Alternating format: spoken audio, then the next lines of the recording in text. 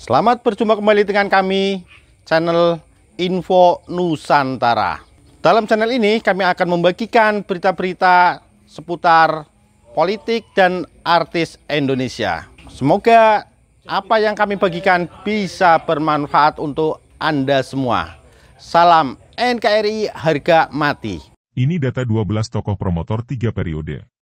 Demokrasi, ID, nama Ketua Majelis Permusyawaratan Rakyat, MPR, Bambang Susatyo atau Bamsud ramai dibicarakan publik pasca pernyataannya membuka kembali wacana penundaan pemilu 2024. Bamsud menyarankan penyelenggaraan pemilu 2024 mesti dipikirkan ulang. Ia berpandangan ada sejumlah potensi yang perlu diwaspadai oleh bangsa dan negara seperti pemulihan dari COVID-19 hingga ancaman ekonomi global.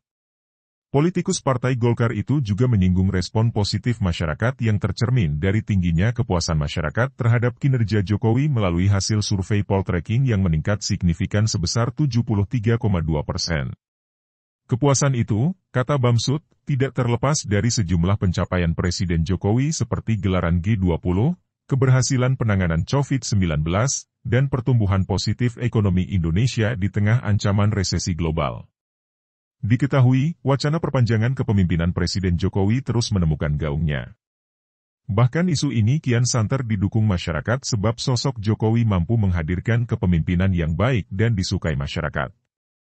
Selain itu, kondisi nasional dan global juga jadi alasan darurat mengapa kepemimpinan nasional perlu terus dilanjutkan. Ini juga untuk menghindari situasi yang tak diinginkan bila pemilu tidak ditunda dulu.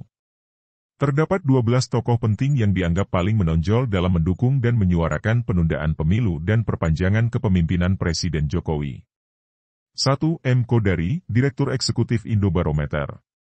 M. Kodari adalah orang yang pertama mewacanakan Jokowi 3 periode, dengan mengusung tema Jokowi Prabowo 2024. Ia pula yang tampil paling vokal dan terdepan dalam diskursus terkait perpanjangan kepemimpinan Jokowi. Tidak hanya itu, Kodari bersama relawan Jokowi menginisiasi organisasi relawan bernama Jokpro 2024, yang bertujuan untuk menjaring aspirasi masyarakat tentang perpanjangan kepemimpinan Jokowi di seluruh daerah. 2. Bahlil Lahadalia, Menteri Investasi, Kepala Badan Koordinasi Penanaman Modal, BKPM. Bahlil dalam beberapa kesempatan sering menyinggung wacana penundaan pemilu 2024. Terutama diksi, lanjutkan, yang disampaikan Bahlil di hadapan Jokowi saat menghadiri HUT ke-50 Himpunan Pengusaha Muda Indonesia, HIPMI, di GCC, Jakarta Selatan, Jumat, 10 Juni 2022. Menurutnya, penundaan pemilu baik untuk memberikan kepastian investasi. Dengan catatan, dilakukan secara komprehensif dan sesuai mekanisme undang-undang yang berlaku.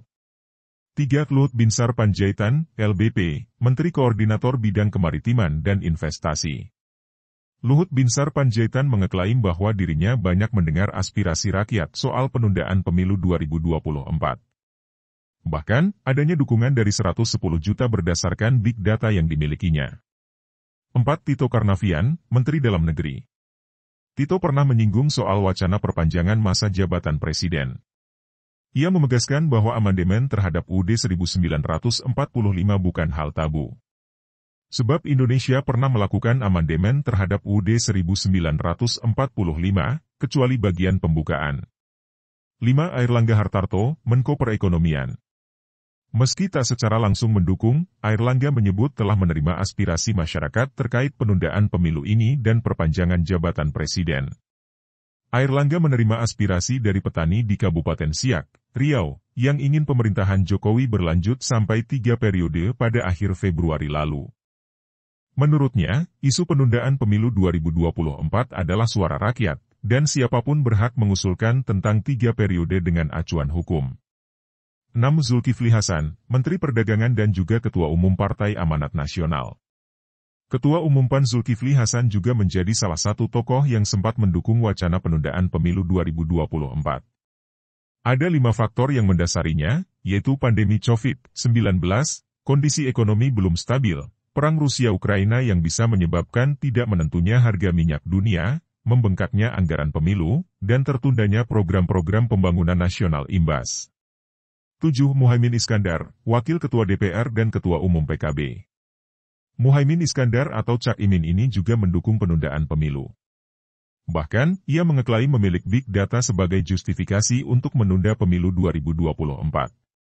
Menurutnya, penundaan pemilu ini diperlukan agar momentum pertumbuhan ekonomi tidak terganggu oleh pemilu. 8. Lanyala Mahmud Mataliti, Ketua DPD RI. Lanyala Mahmud Mataliti pernah mengusulkan penundaan pemilu. Menurutnya, 2 tahun kepemimpinan Presiden Joko Widodo hanya dihabiskan untuk menangani pandemi COVID-19. Selain itu, Lanyala menilai pemilu sudah dikuasai kelompok-kelompok tertentu. Ia mengaku telah berbisik kepada Ketua DPR Puan Maharani untuk mengembalikan Undang-Undang Dasar 1945 sesuai dengan naskah asli untuk diadendum. Menurut Lanyala ada banyak dasar untuk mengembalikan Undang-Undang Dasar 1945 ke naskah asli. 9. Dia Tungga Esti, Sekretaris Jenderal PSI. Dia menolak wacana penundaan pemilu tapi mendukung wacana 3 periode yang diawali dengan amandemen konstitusi. Menurutnya, PSI sebagai pencinta dan pengagum Jokowi tentu akan mendukung mantan Gubernur DKI Jakarta itu memimpin Indonesia kembali. 10. Bambang Susatyo, Ketua MPR. Bambang Susatyo membuka kembali wacana penundaan pemilu 2024. Politisi Partai Golkar itu menyarankan penyelenggaraan pemilu 2024 mesti dipikirkan ulang.